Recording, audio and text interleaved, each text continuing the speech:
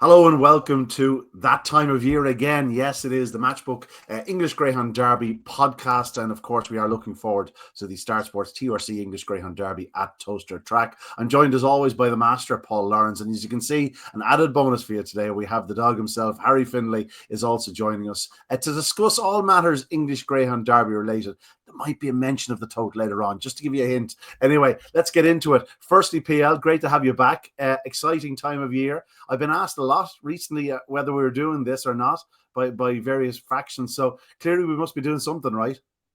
Yeah, I mean, I think it's quite enjoyable to do. And I think people have always responded to that as well. So that kind of makes it that a little bit better, really, in that we do always get some decent feedback. Now, when we have the star power, though, we have Harry with us. Harry, the English Greyhound Derby, special memories, special competition, and this year, even more, it's more important that it goes off without a hitch. Yeah, no, it's with the entry that it's got, and with such a good team from Ireland and Bocco's Diamond over, and I think that big juvenile race set it up really. And it's there's dogs at the head of the thing that are well known already, and it promises to be, great sport. Yeah, it certainly does indeed. Before we get into the podcast itself, just a reminder, we have a welcome offer there. You can see it on the bottom of the screen, POD50, or enter the code POD50, and that will get you £50 back in free bets after you've bet £50. So listen, it's double the stake effectively going forward. Best of luck with that. And don't forget to like and subscribe and join us here on the Matchbook various channels, of course. Great coverage of greyhound racing, horse racing, soccer, and of course it's a very busy time in the football at present. You'll also later in the year have the likes of the NFL and whatnot, so keep up to date, and again, like and subscribe, and then we'll see plenty of you in the future. So let's get into it, gentlemen. Harry, you've already mentioned him, Bocco's Diamond. He is the key to this year's derby in many ways. The market has a very top heavy look to it, and as a result, I would suggest that some punters are sort of holding their powder, like keeping it dry for present.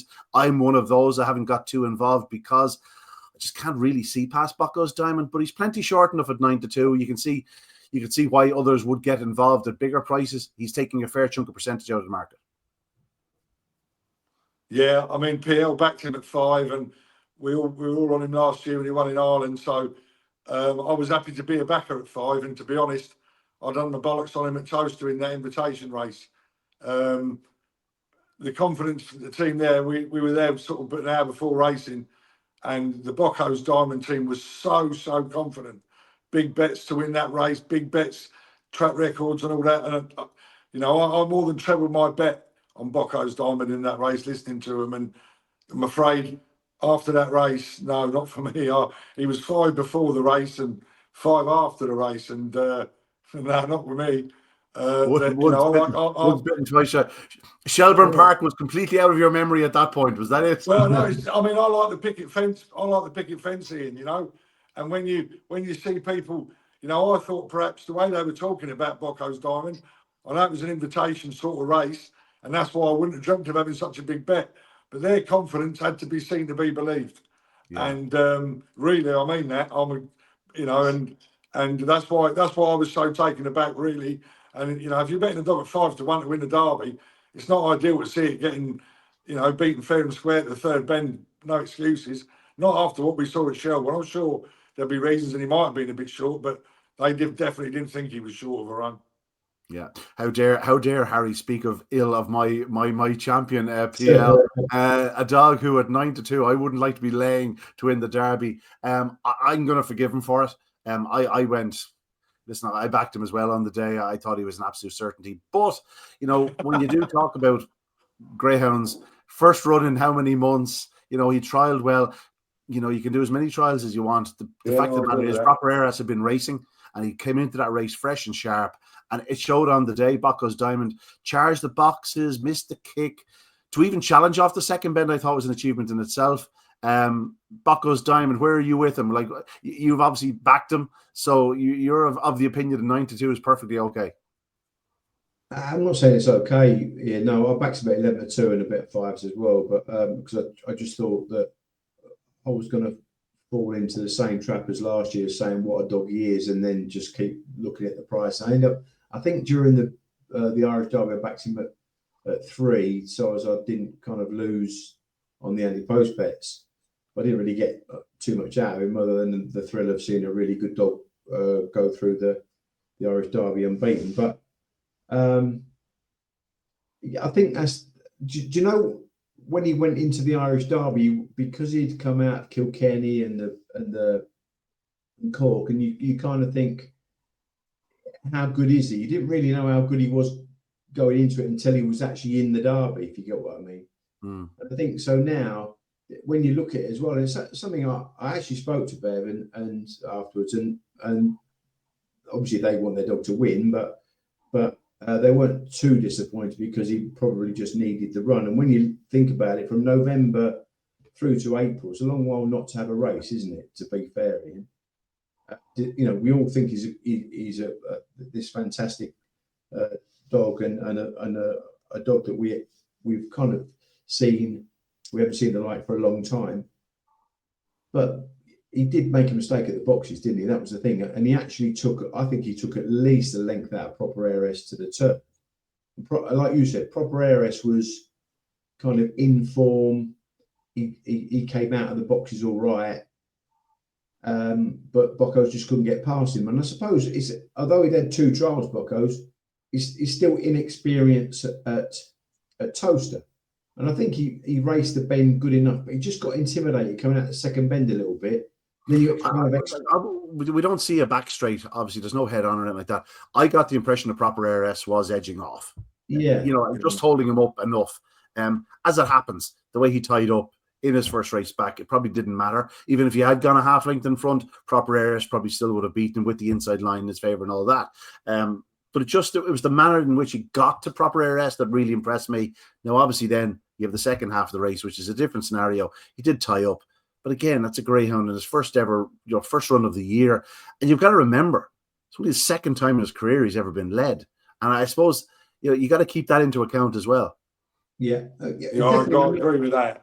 I agree with that. At the time, I was really, really disappointed that he got beat, I suppose, to a certain extent. Disappointing financially, like you guys, well, because I did have a bet.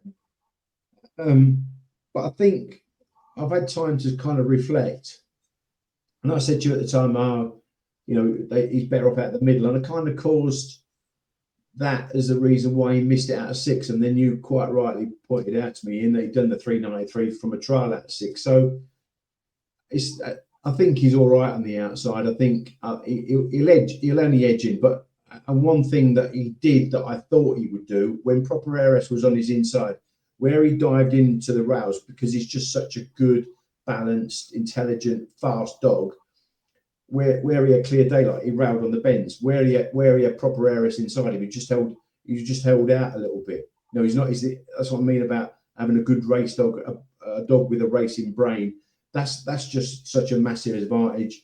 A massive advantage having the speed he's got. A massive advantage having the team that he's got to train him that have done it at Toaster. And I think, talking to Bev, she said, he probably was 75-80% fit. And on the day that wasn't good enough because Proper Heiress is flying. And I think, the fact that those are 1-2 in the Derby betting, it just tells you that it wasn't a gimme by any means. So we have to tip our hat, I think, to Proper Heiress. He's done nothing wrong since Mark's had him. He's won the Monmore race. He's won the Central Park comp. So he's won proper competitions, and he's done it in eye-catching style. So he took off in one of those finals, didn't he?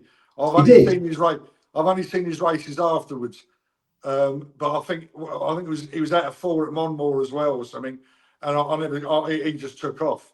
He's done where he wants the raps, Harry. You're right. I think they were initially they're probably disappointed. I think Mike wanted 1 in the juvenile, but actually his record out of 4 is good, and he's another dog that he's using his brain. Whereas in the old days he'd dive straight for the rails. Now he's minding himself. He just knows that if I do that, I'm going to get a clump. So again, once these dogs, we've seen it countless times. You remember Dearjet Sydney was once the tightest railer in the world.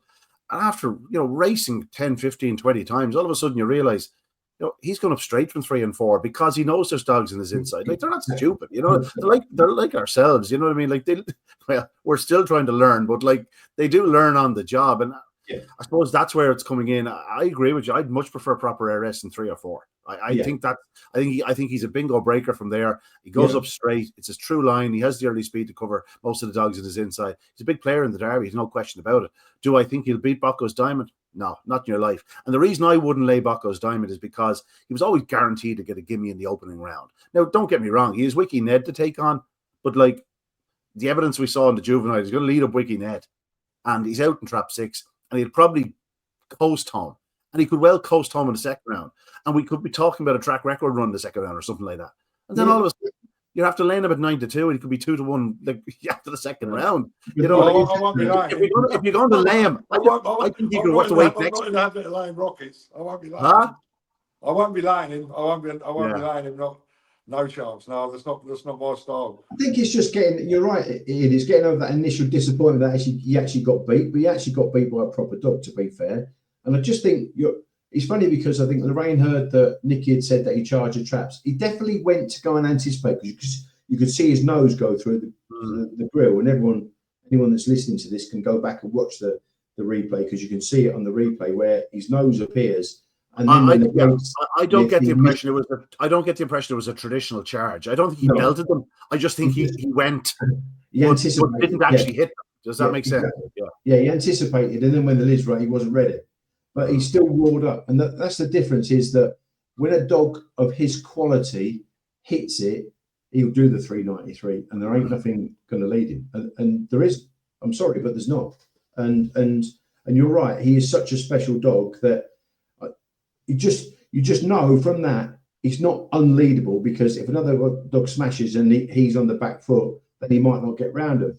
But I think the fact that he'll get wiser to the contours at Toaster, he'll just be the weapon. And I listened to we had the chat, and you're right. Within 2 rounds, he'll probably be 2-1. So I'd already backed him, and I'm half tempted to go in again to a certain extent because if my theory's right. And he comes out running, where will I go? What? So how did he get beat in the juvenile? That's what they'll be saying.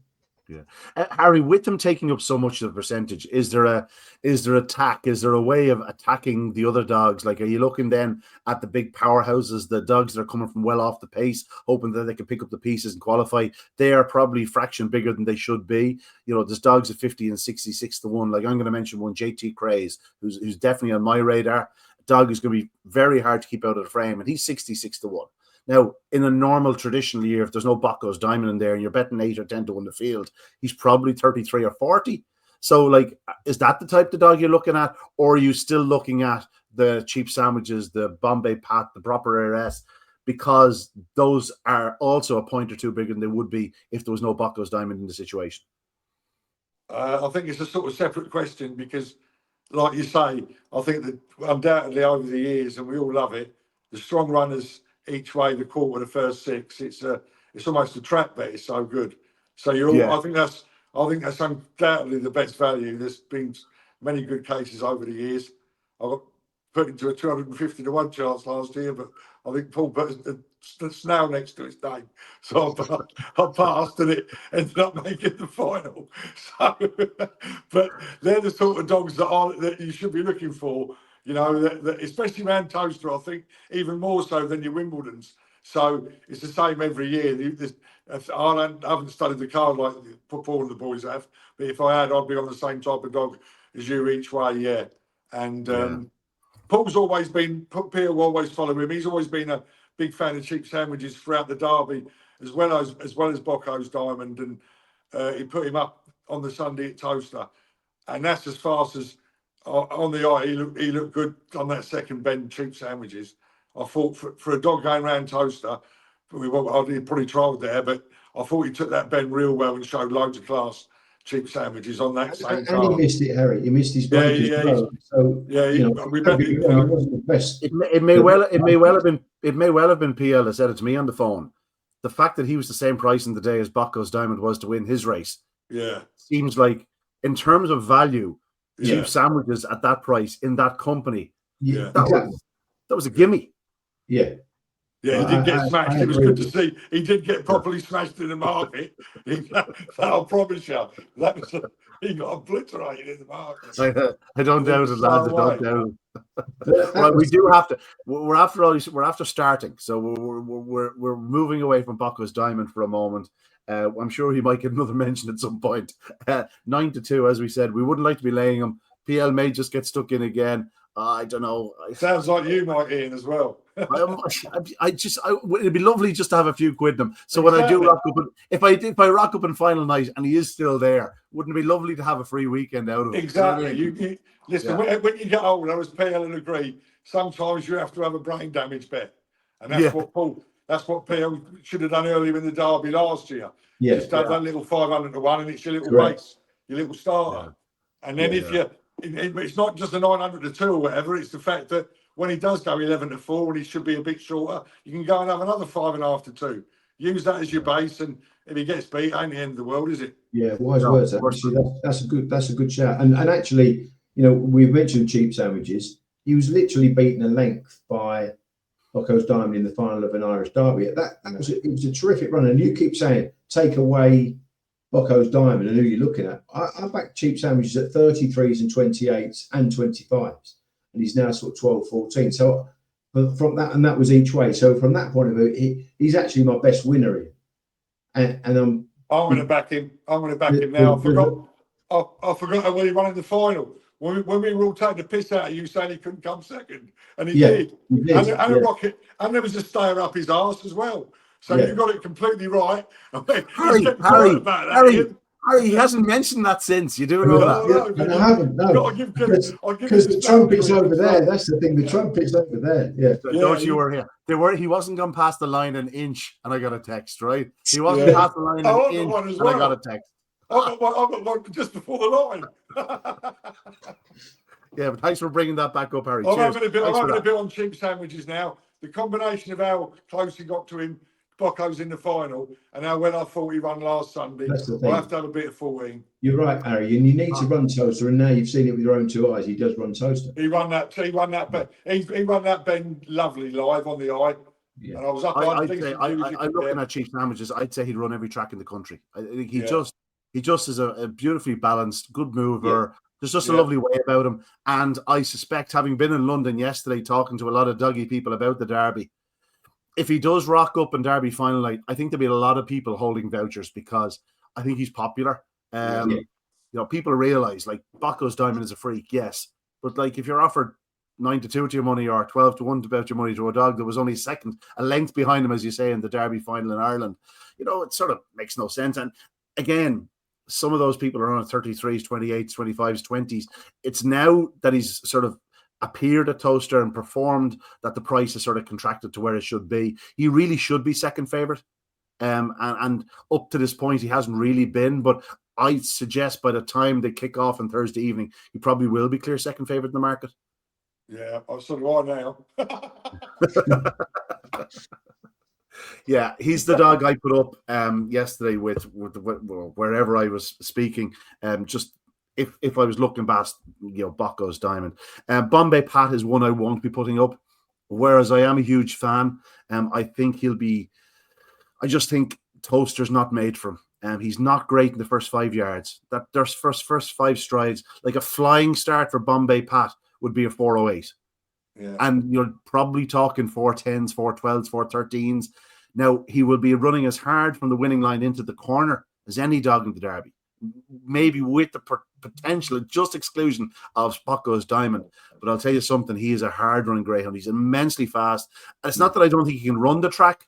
I just worry about that 100 yards, that first 100 yards, getting around the corner. And I think there will be one night where he'll just miss it enough that he'll arrive at the wrong time. And you know yourself, PL, you know, Harry, that the quickest way to a poorhouse is a dog that doesn't start but arrives into the corner. That can often be a recipe for disaster. Yeah, I agree with you, because he was like that in the Irish derby, in that he was catching your eye and showing great pace. Did he win them? Was he a maiden race? He won a maiden race in He won our maiden derby, shall we say? It was a new competition.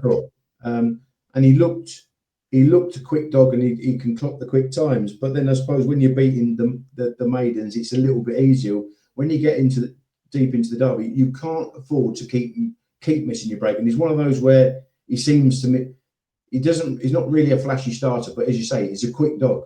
And he'd probably go 9 as fast as anything in a solo trial. And it's just whether he can get away when he goes deep into the Derby with those moderate breaks, if you like, because he ain't sort of then getting past the likes of Bocco. And the odds are he will probably go deep into the Derby. He's going to get his draw most nights, and yes, he will take a bump or two here along the lines. But when it comes down to when the real hot ones start to meet, that's when the issue will happen. Yeah, but my opinion is the same as yours, mate. Yeah. But do not be surprised if he goes as fast as any dog in the opening round. Yeah. In fact, the 3 dogs we've just mentioned there, I said it last night. I think at some of the best prices available, you can get over even money to treble. Yeah, Diamond, Cheap Sandwiches, and Bombay Pat. I just thought that was one to cover some expenses. I actually make him the shortest out of the 3 of them. I make him 1 to 7. I think you can get 2 to 9. I think. Which one you make the shortest, Paul? Bombay Pat. You made Bombay Pat the shortest, so that's a nat treble then, isn't it? On the 3 nights, I made him 1 to 7, and you can get. I'm sure you can get 2 to 9. Harry's there with the notebook, you know that. Yeah, I like the treble. I like that. That's right. That treble's right up my street. That really is right up my street. Yeah, that's a glorious treble. Like that's one where the layers will be going. Oh, jeez, how can we avoid this shit? Yeah, you know what I mean? I remember the great Jerry McKenna when I was 16 years of age, educated me with his pot belly sticking out in the lead, and he educated me about betting these skinny ones at White City at 500 metres. They used to get caught out so often. The Irish Rockets had come over, Manchester George and all the faces, 3 on into 4 on, all of a sudden, round the final bend, fucking ambulance called for. And time again. And Jeremy the wheels had come off. Oh, I remember Jerry. I wasn't the only one in the conversation, but I remember Jerry saying how it was fraught with danger, and the heats at White City in those days in the late 70s, and it was magical. So I've always been a bit wary of the early price treble in the greyhounds, partly because of that. Yeah, I think there's 3. I'm not one to recommend dogs at 6 on or 5 on or whatnot, but I'll tell you one thing: that is a treble. If you ask me to pick 3 in the first round to lay my life on it, they'd be the 3 now. You know what I mean? This is like the situation where the other fella. You ever heard the joke about? I believe the Archbishop is dead. It's, oh yeah, you back him. Yeah, but I did him with a double with the Archbishop Canterbury as well. I did hear that. Anyway, that was a complete tangent. I don't know where that one came from. Let's get into the rest of them. PL, talk up the best of the UK challenge. Obviously, Proper ARS is there. We know what he's about. We've spoken about him already. The Wiki Ned dog sort of largely escaped me last year, funnily enough, because it was sort of competitions I wouldn't have been focused on. But he built up quite a CV. And obviously, he was beaten as juvenile, but that was one of those races where you miss it, forget about it. Do you know what I mean? You can put a line through that form. Plunge got him at the start as well, Ian. Wiki Ned will have a much better draw against Bocco's Diamond when they meet in the first round. And it will be interesting to see how they go, because Wiki Ned was already, I remember actually, I really fancied him on Derby final night. He was in the puppy race on Derby final night. And he did a little shimmy around the last bend that they all closed on him. And then he just kicked away again. And I think he's a bit like that. I think he's got that little bit of a kid in nature to him as well, in that he'll find a bit more. He's one of those that just, he's got reasonable early. He's got good all-round pace, but he's not devoid of early by any means. And that's how I always thought he was when I saw him as a pup. He was one of those. I thought he was a kind of maybe a vulnerable front runner, but I changed my mind about him. And he was that night, that Derby final night. And I've seen him a couple of times where dogs like Lynx Maverick, for instance. I know Lynx Maverick's not a strong dog necessarily, but he came to him in the Steel City Cup in Sheffield, and Wiki Ned just found that a little bit more. So I think he's got that little bit of edginess to him, Wiki Ned, but he wins so many races. He's got that winning mentality as well. So a competitive spirit is what we call it. Exactly. No, 100%, yeah. Joining him in around the 20-1 mark, maybe bigger in places. March on Freddie, a dog I'm a big fan of. I'm not sure Toaster. I just don't know if he's sharp enough for Toaster. No, and he's another dog, isn't he? That his Achilles heel is his starting it, and he's never really been a great breaker. I mean, I my local track's Nottingham, and I saw him in the Puppy Classic, and he just destroyed him. I don't know how good the field was necessarily, but he was just head and shoulders above the rest. Nottingham is his track. He's made for that sort of just big, long, straight, galloping nature of it. That's what he wants. And I don't think he wasn't 100%. So I was speaking to George, his owner. He just wasn't 100% in the Irish Derby towards the end. They were just struggling with him to keep him right. So in that respect, we haven't probably seen the best of him. But yeah, whether Toaster's his track, I'm not convinced, because he's got that. Although he's wide, he's not that wide. He's one of them that will keep ducking in all the time, and again, sometimes I think he's too brave for his own good, if you get what I mean. Yeah, I know. You stick your head in where you wouldn't put your foot in, like. So, yeah, I think he was. I hate saying it after time, but I thought he was a bit bold going to the Irish Derby as a young dog. I always in favour of English dogs going over there, but.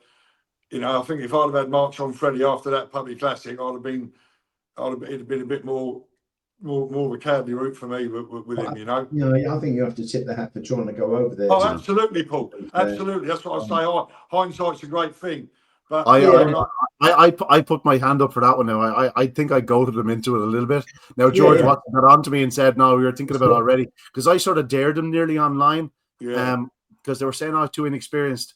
And I sort of responded, his brother has less racing and is clear favourite to win the competition, and went on to win the competition because obviously a brother Bocco's Diamond.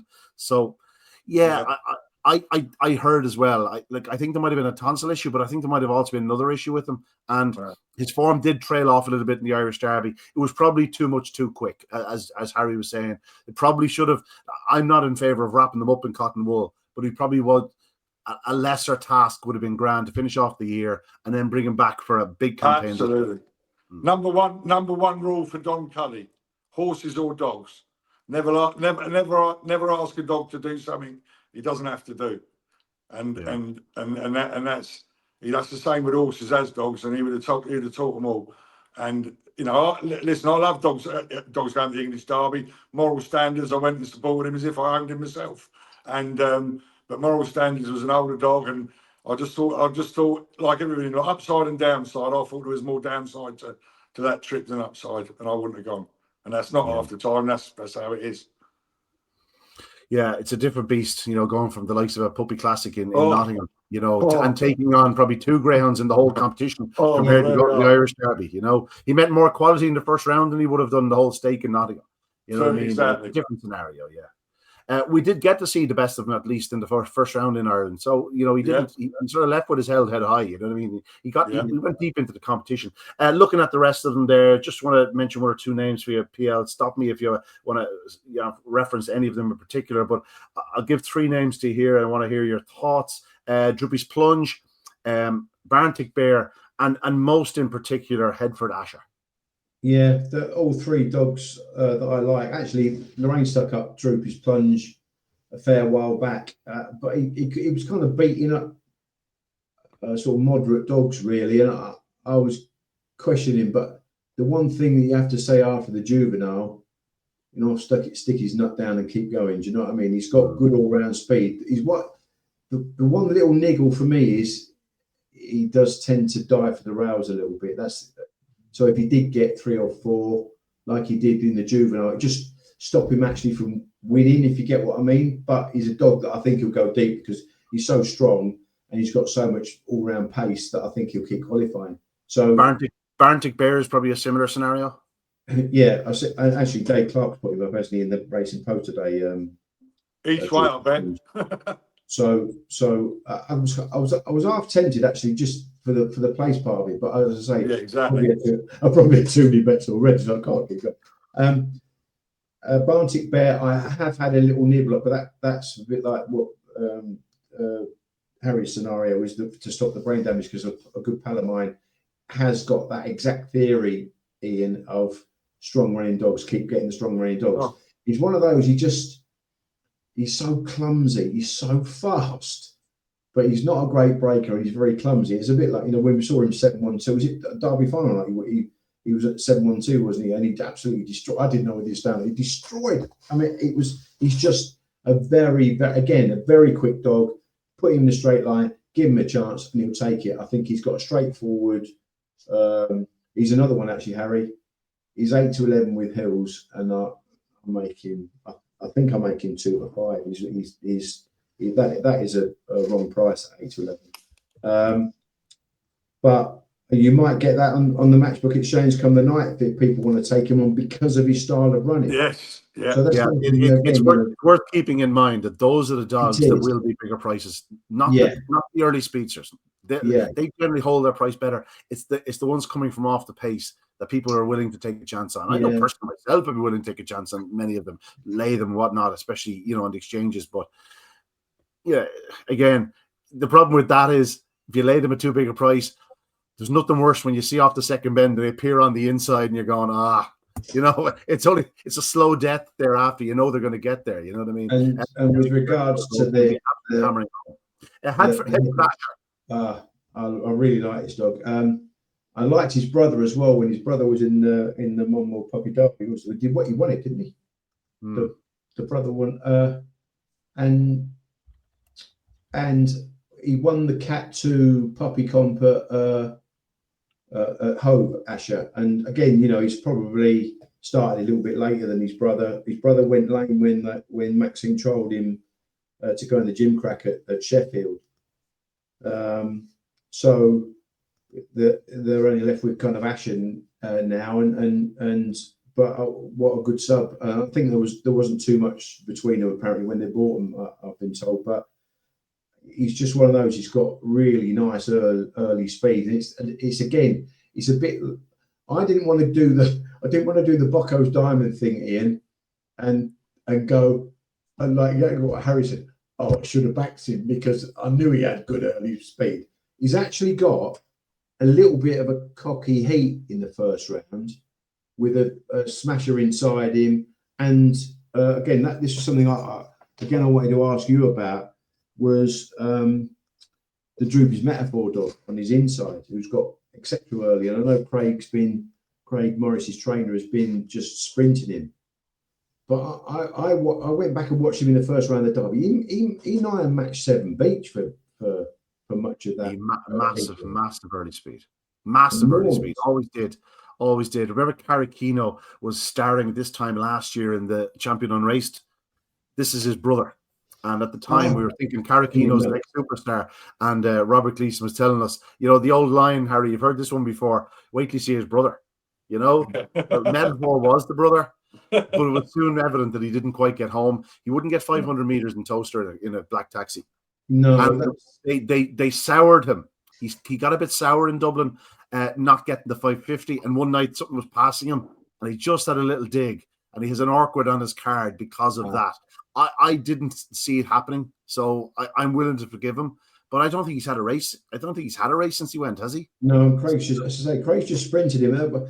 I just thought in the context of where you want to see a pup that hasn't got a lot of experience. He's had one trial, did a 28.86 Headford Asher on the same trial session that Proper Aris did a 28.80. That just tells you the speed of him, the pace of him. So, but again, it's getting it right.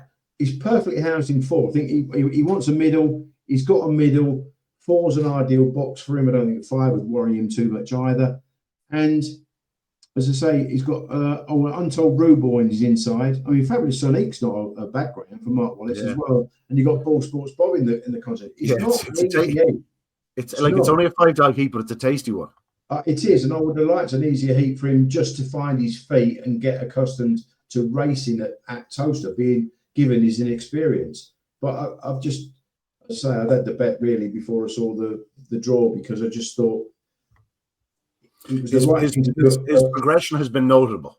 If you look at his coach times, they're big step forward as well. Forget about the times on the actual with estimates and whatnot and ground changes and stuff like that. 29.22, 29.21, and then that 28.88 run at Hove.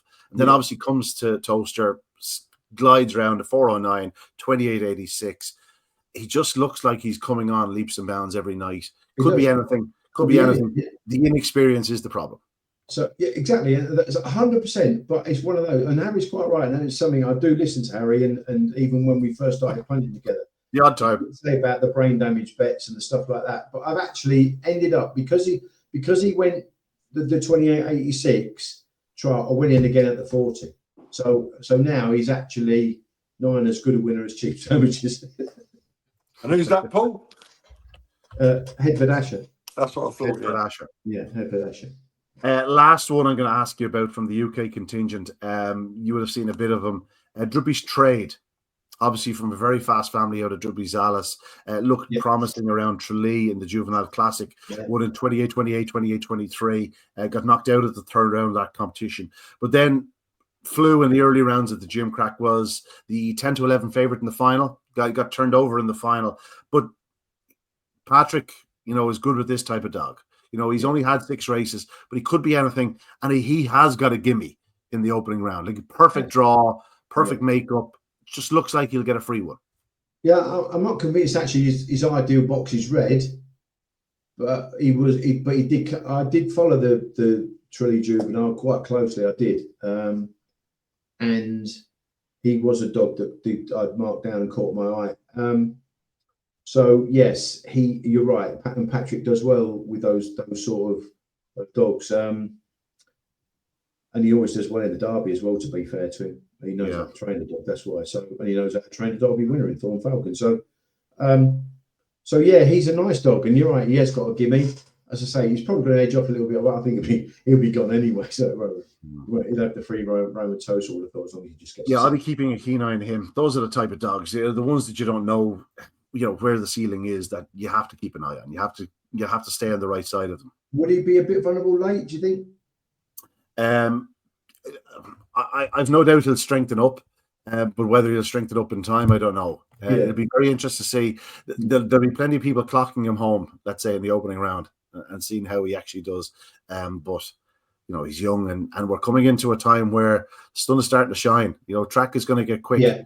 I think they'll be doing. I think the track record will go at some point in the competition. That's the sort of running we'll be seeing. So, like dogs that were doing 28.80s, will end up doing 28.60s.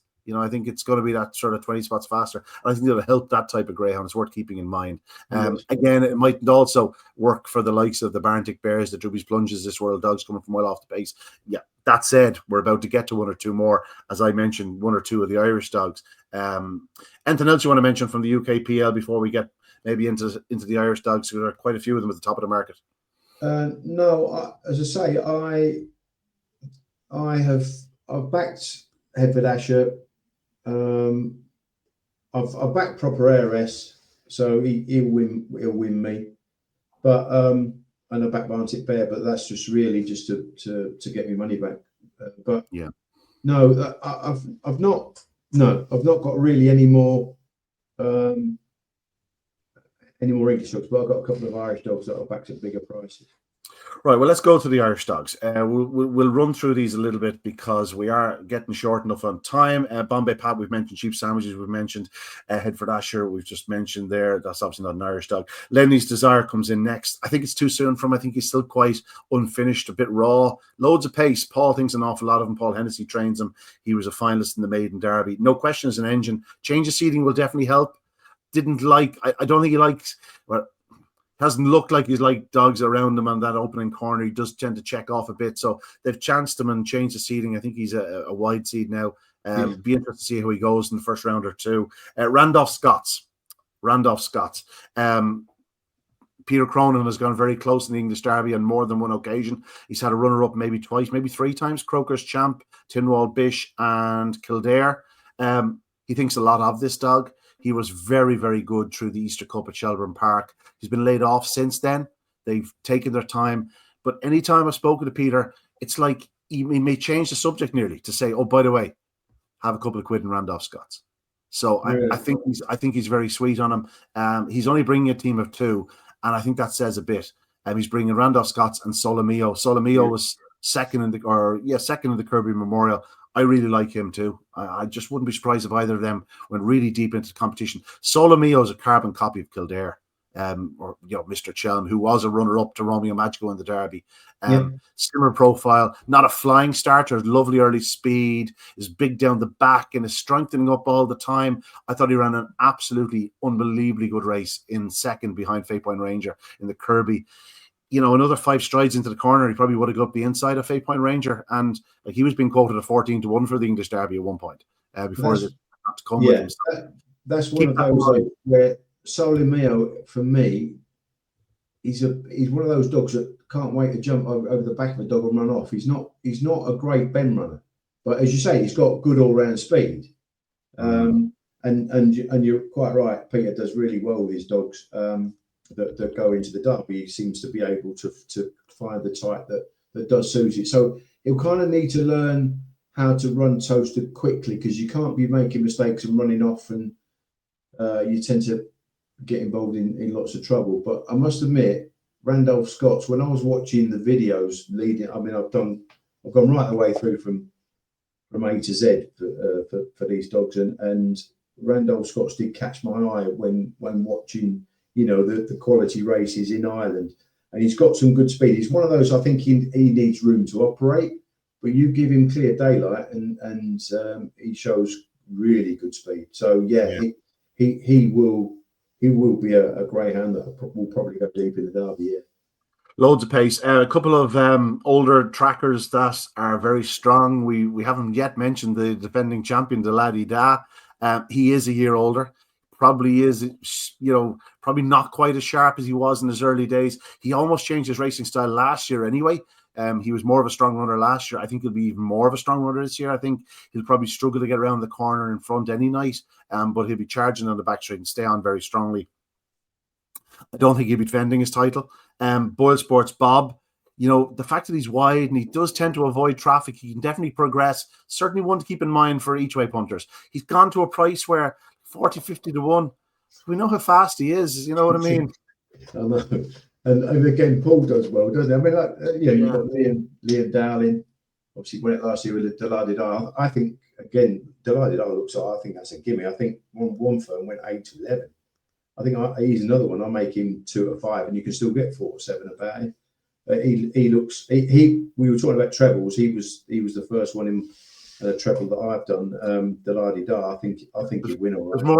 There's more notes been taken over here, PL. Four-timer now. Four-timer. And what was the other dog you just mentioned? Boyle Sports Bob. Boyle Sports Bob, yeah. And again, he's in that heap we just mentioned with Headford Asher and Droopy's Metaphor. And yeah, that's one of the, he looks to me, he's in a heat where it's just set up for a stayer to come through and either mop up or at least qualify. He's got a good makeup, to be fair to him. He's just, he's a great dog. I felt for him last year. And I would say Paul has the bit between the teeth with this dog. I'd say he has decided, after what happened in Shelburne Park, controversial sort of marked awkward, and I mean very controversial, like very controversial. Paul was like a demon. I would say he has, right, that's fine. Let's focus on the English Derby with this fella. He hasn't run since. Got a couple of trials. He'll come in fresh and well, and I just wouldn't be surprised if Boyle Sports Bob was there again on final night. Obviously, he ran up the competition last year, so we're after mentioning the Laddie Da, the winner. Boyle Sports Bob was charging home behind him in second spot, so just keep an eye on him. Definitely can play a big part in proceedings. We might take a look at the matchbook market as we speak, just to see where we are, what we've missed. We'll get to another couple of those in a moment or two, PL. Here we go. You can see there, Bucco's diamond in a 5.9 at the moment. That PL might be taking that before we come off there. Upper Era second in at 10. Then you have Bombay Pat and Cheap Sandwiches both at 13. As I said, I think Cheap Sandwiches will probably pass Proper RS. I think Proper RS will just be a fraction bigger. Before the off on Thursday. Lenny's Desire, Juby's Plunge, Wiki Ned, they're all similar enough prices. Lenny's Desire a fraction bigger than the two I've mentioned. The Laddie Da in there at 34, as is Barntic Bear. Bombay Birch is a dog we haven't mentioned. Very strong running, of course. He won the Puppy Derby there at Toaster, I believe. Untold Dollar. Probably not trappy enough. PL. We've spoken about him ad nauseum back in the day. Loads of pace. Boyle Sports Bob. Romeo Tomcat, who ran up the Jim Crack, I believe, ran very well in that competition. The aforementioned Solomeo, Drippy Straight, Untold Rufia, our national puppy stake winner, is at 40 there, and Toolmaker Quick and Missile 1. There are more and more names. Obviously, this is a big market. Loads of greyhounds at present. We're at about 165, I think, at the moment. We've had quite a few non-runners for various enough reasons, but the further you go down, PL, like there's still dogs there at value. Like you see a English Derby runner up in the past, Romeo Command at 80, probably not the dog he once was. Kilmore Dancer, like he chase home me. You know what I mean? Like this is a dog that could definitely be in the latter stages of Derby. Actually, last night where I was at the preview, Mark Wallace stated that if Kilmore Diamond won the Derby, he'd streak naked around Toaster. I'm not sure anyone wants to see that, but he doesn't fancy his chances. But plenty will fancy his chances of going deep into the competition. One dog we haven't seen on the list that I want to mention is JT Craze, 66 to 1. I think he's an each way. He's one of my each way mentions. I have to give him a mention. I think he's a very, very fast greyhound. I was very sweet in him in the Easter Cup. He was taken out of the Easter Cup, but ran very well indeed. And I think he's one of those dogs, as we said about PL. That's the type of dog I want to get on. A dog that'll keep qualifying. Anything else that catches your eye at big prices? Well, I was going to, there was actually, and he's treble figures, and he was in the juvenile final, Ball Sports Blue. I thought that, again, he did. He's a strange one. He's a strange one to call PL because he looked very good at the start of his career. He did a sub-28 second run at Shelburne Park. But I mean, when I say his form went off, I mean, he went completely off the boil. Like he went from being top class, open class potential to being, God, I'm not sure I'd back this fellow in an A2. And just the last 6 weeks or so, the signs are there that he's coming back to himself. He's just a good all-rounder, real good strength, decent everywhere, won't fly to a bend, won't fly home, but will do all of those reasonably well. I don't think he'll win a Derby, but I said the same about Price's Break. Yeah, I actually think he will run through the line, Ian. I think that's what one of his assets is, that he will keep going. Keep going. I'm talking about like a proper flyer home. Like, you know that sort of a big, massive finisher. He's just a good, hard running greyhound. He'll keep going from start to finish. Not one pace, like one pace is the wrong term, but he has a high speed. But it's consistent rather than, he's not what you call a traditional early pacer, and he's not what you call a traditional flying finisher. Just does everything well. I think actually he's one of them dogs that when he goes deep into the Derby, he's going to rely on a breaker to break better. And when he won the race, he won before he was in the juvenile. He did a 4:10 over the line, and he looked quite good out of trap too. He came out all right, and he destroyed his field, and did a 28. Was it 28.91? So he can run, and I just thought if you watched him in that juvenile was just such a classy race, wasn't it? And he was the rank outsider in a classy race, and Plunge moved across, got Wicked Ned, and then Wicked Ned was getting pinned into the fence, and Ball Sports Blue didn't have any room to operate at all. But if you watch him, he actually stuck on really well. So he was one that I just thought at 100, that was a big price. That was all. It was just,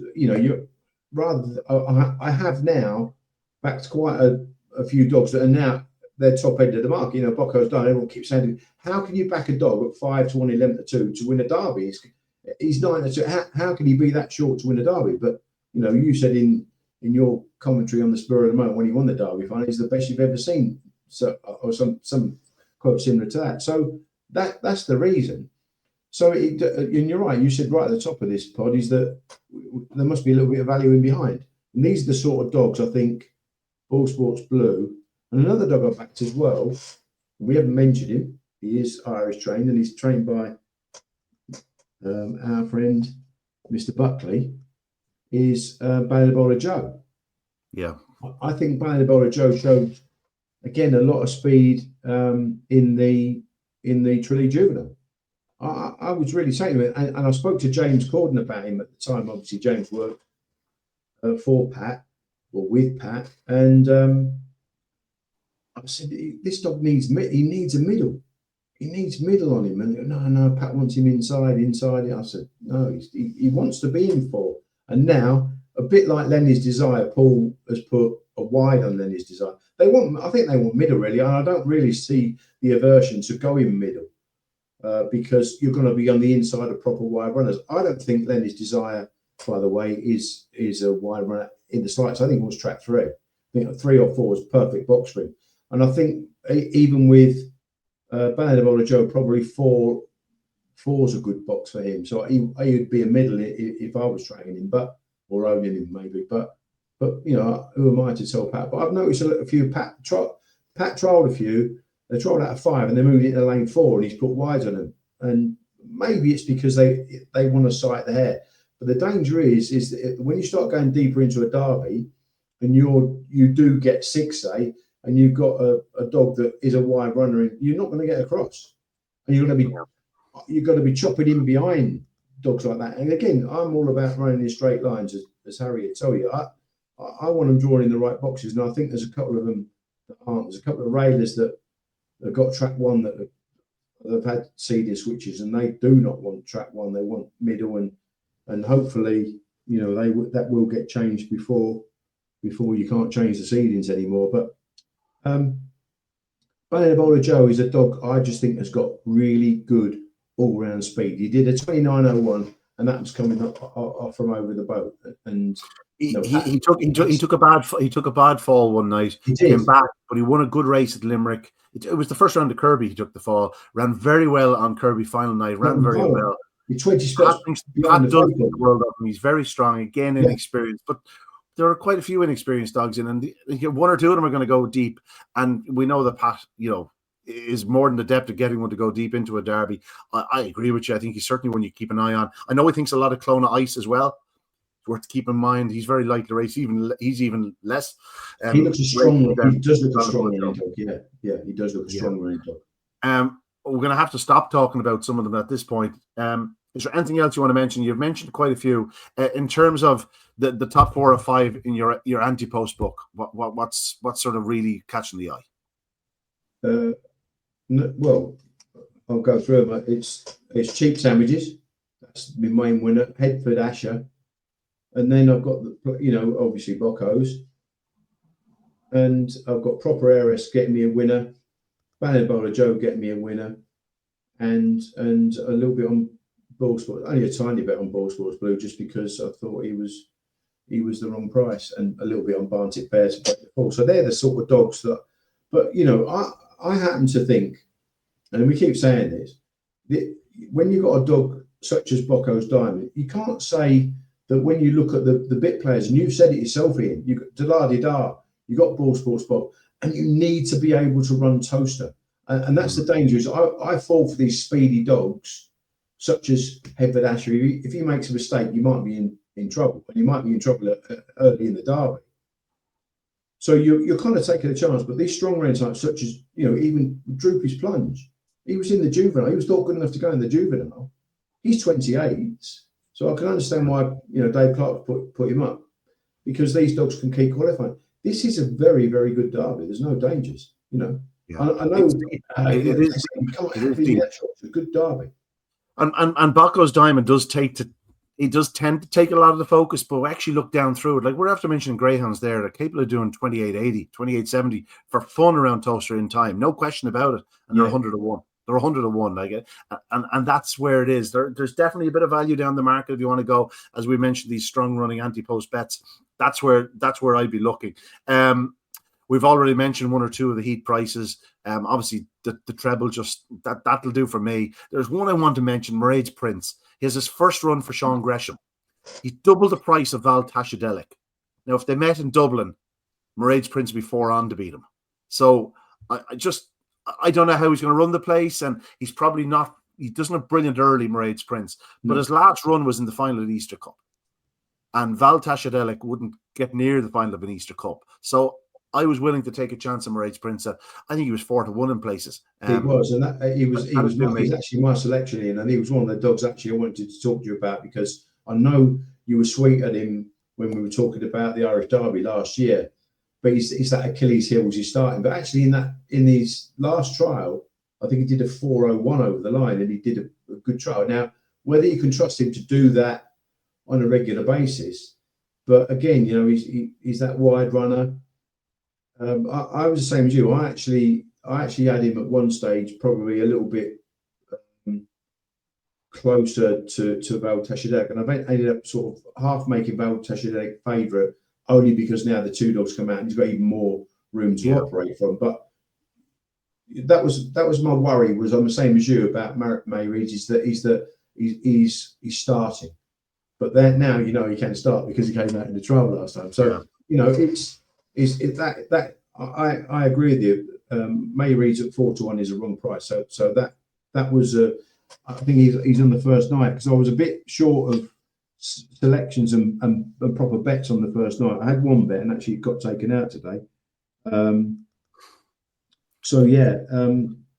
He was an interesting dog. Yeah, May Reed's Prince is in heat 9, so he's in race 11 on the Thursday, tomorrow night. So that's interesting what you say about that with Val Tashidek, because he was in the maiden derby, wasn't he, in Toaster, and he was showing good early speed. But so would you say that the May Reed's May Reed's Prince would turn behind him and pick him up? He could well do, but from most recent evidence in Shelburne Park, he probably lead him. That's the way I'd see it. Interesting. If he leads him, then Rage Prince has been racing in really top company, whereas Val Tashidek, it's not that long ago he was racing in A2, A1 company in Shelburne. You know what I mean? He has improved. He was bought by Larry Dunn and moved to Graham Holland. Now, he wasn't with a bad man with a dog. He was with Niels O'Connell. Like, Niels knows the time of day, but he's probably a dog that's matured. He's definitely improved, no question, Val Tashidek, but in terms of his overall form, Rage Prince just reads so much better. So that was just one that popped out to me. I haven't got if you try and look at 32 heats, you'll be punch drunk before the second round even starts. So I've sort of left it alone. I'll nibble away. If I think something's a big price, I'll nibble away at it. That treble does interest me though. The three big guns. And by all accounts, it seems to have interested Harry. I think we'll move on. PL, anything last mentioned? Anything you meant to mention that you haven't mentioned? I probably should. I should mention some of the bets then that I thought for because you just mentioned Thursday. I know a couple of lads fancied Ballymac Axel, and he'd obviously been sent over to Limerick for the Kirby by Max. Ran very well in the first round of Kirby. Really well, yeah. So I thought he had a chance, and he's about a 3-1 chance. But I also gave Newin Benny a chance in the same race, and he's about 9-2 with the sponsor. So I thought that I had a little nibble actually on a big price one, Tricky Wiggles. I thought he had a decent enough makeup. Another question I wanted to ask you. Romeo Steele in heat 15 has got a nice bit of early. Can he clear Fay Point Harvey? That was going to be my question to you. If Romeo Steele should clear Fay Point Harvey. Yeah, I think he'll win it. So that'd be my rating anyway. Bit of a bet in him. I've had a bet on Ball Sports Blue because I think it's a good race for him, and I thought 11-4 was too big. And then again, I mentioned this the Saturday night Barntick Bear at 8-11. It was enormous. If you can get that on the Matchbook Exchange come the night, then I'll be playing. And Bannon Bowler Joe, and I fancy Untold Dollar in the very last heat, Ian. So around about a 2-1 mark. So yeah, they were the sort of the dogs that I was interested in the first round. Some service PL, some service. Solomio to beat Marchand Freddy. Just the prices. Solomio's around 7-2. I think that's too big. Harry, don't forget, Ian, the punters have got 3 options this year at the Derby. They can play on the Matchbook Exchange. I'm coming to you for this now, Harry. I'm coming to you for this. So you've been beating the drum for a long number of years. People have been listening. Tim Lucy listened. We had 12.5% Shelburne Park on the Saturday night and winning place pools. But now, here at Toaster, during the Derby, and hopefully going forward, we're talking roughly 10.5%. Yeah, with the rounding up, it'll end up at 10.5, 11, will it? Yeah, about 11. It's 10% with the round up, about 11%, yeah. If the round up's too much, we'll make sure it's bone hard 10, because this is the one place to find out if it works or not. It's not just the 10%, it's the the punters themselves. Greyhound punters are the most undervalued people in the industry. Best judges know when there's value, and it'll be great to see the three different markets to exchange. You've got your matchbook prices, you've got the on-course prices where I'm told they lay I'm told they laying $3 and $4 grand bets last year. Star Sports and another guy there laying big bets. So there's never be a greyhound tote that can accommodate $4 grand bets, but for the £20 and £50 punters, it's a lifetime first, because it's a godsend. Harry, it's a godsend. I'm a tote punter all my punting life. Like you spoke about it the other day, the market correction, you were saying there's three options. There's on-course bookmakers, there's going to be exchanges, of course, and now you have the tote. Like I remember as a kid, you'd see the tote dash. People be looking up the price board and 30 seconds to the off, and they'd be running in. That's 4-1 on the tote, it's 3-1 outside. Yeah. Go in and have your tenner on and see if you can get it. And you never know what you might pay. You might pay 7-2 at the end, but like it will correct itself to a point. But if you're betting to 110% on the tote, like nine times out of 10, 75% of the SPs are going to be greater on the tote than they will be with returning the ring. Oh, it'll be higher than that. It'll be 75, 80s around the shell ball market, 12.5. But at 10, you're looking at 90%. You look at Lifford.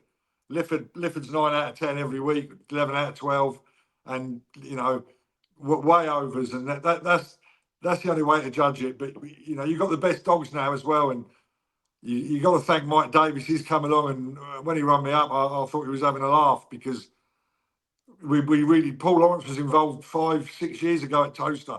The first years at Toaster, Kevin Boosby was 100% behind doing it. I think one of the years we were going to go 6%, go back to 1920s, and it was stopped for technical reasons. But now on course, guaranteed the 10% tote, and I just think it will make such a difference for people going for the first time. And I'm a bit nervous because, to be honest, it's a bit of a perfect storm. The best dogs, loads of punters turning up for sure, and even the infrastructure at Toaster, where you've got the racing stand, and I know Mike's going to do a good job with the restaurants and bars, and we've got 21 handhelds, we've got 15 all reserviced, and we've got 6 we're going to use from Oxford. So there'll be 21 people taking the handheld bets. I'm really hoping that this is the one, Ian. It's great to hear you talking about what a difference it makes, and we know that a 2 to 5 chance now pays 4 to 5. So where punters in the past were petrified of maybe having £100 on Bocco's diamond, now they won't be, as they proved at Shelbourne on final night when he returned. I think he was 2 on. He returned 4 to 6 on the total, it's the one. If it doesn't work here, it won't work anywhere, as Tim Lucy said on the awards night, and there's plenty of people who agree with him. So I'm apprehensive, but I don't believe I should be, because I think it will be the game changer. Yeah, I think it'll be embraced. I think the issue is that it's only 21 units. That's the problem. You'd love to have 50 tote windows open and just let people come in, because that's just the handhelds. There's another 12 boxes and stuff, and if it does take off in the first 3 weeks, we know from Shelbourne, and we know that the figures on final night, people couldn't get on the tote, but that's the combination of Derby final night and the low margin, that's always a problem. I'm a bit nervous about that. It's a bit of an old tote system, but it's a robust, strong one. But if it works, and they took £10,000, just under £10,000 on final night last year in the win pool alone, just under 10 grand. And I'll be very, very disappointed if, with no technical hiccups, we don't go over 250,300,000 this year. So if you do get 30 to 1, if you back a 30 to 1 winner, then people have to stand up and listen, and that's what I'm looking for. I can't remember off the top of my head, but I assume Shelbourne Park. I think the win pool is probably 6 or 8, 10,000 a race. Derby final night. So again, but you're dealing with issues of getting the bets on. That's the problem. That's the one the thing that has to be ironed out. But if you build it, they will come, as they said in Field of Dreams. And the more options punters have, the better. Yeah. No, absolutely agree with you. Wholeheartedly in terms of supporting this derby. If you're watching this, if you've never been greyhound racing, if you are a dog man, the odds are you are a dog man. If you're watching us, 3 old codgers talking about greyhound racing, you are into your dogs. Well, it's now your time to stand up and be counted. Get yourself to Toaster. Get yourselves to the Star Sports TRC English Greyhound Derby. And I'm not just talking final night. I'm talking first, second, third, fourth, and fifth rounds as well, because you're going to see the best greyhounds on the planet in action. It's going to be wonderful. We're going to see an Irish winner at the end. Don't you worry about it. Bocco's Diamond will show Harry, right? Harry will be back to be believing in Bocco's Diamond come the end of this derby. So it's well worth your while getting the Toaster for the Star Sports TRC English Greyhound Derby. That's it, though, for today. We have to say goodbye to Harry, to Paul, and of course, that was myself, Ian Fortune, signing off. Don't forget, the pod 50 is the code to get your £50 free bet. When you have a £50 bet, that's when you join up with Matchbook Betting Exchange. Again, don't forget to check out Matchbook Insights, or indeed like and subscribe this, and hopefully it'll all pop up. We're after losing Harry. He's off to back the treble. Do you see that, PL? He's off to back the treble. But that's it from us. We will be back next week. It's great to say. We have 5 weeks ahead of us, 6 weeks ahead of us, PL. Looking forward to it. Yeah, very much so. Yeah, let's hope we get all our anti-post selections through in the first round. You've got to get up here now and take that bit of Bocco's Diamond that's up there. We'll do what I can. We'll do what we can. That's it, folks. We'll see you next week. Good luck.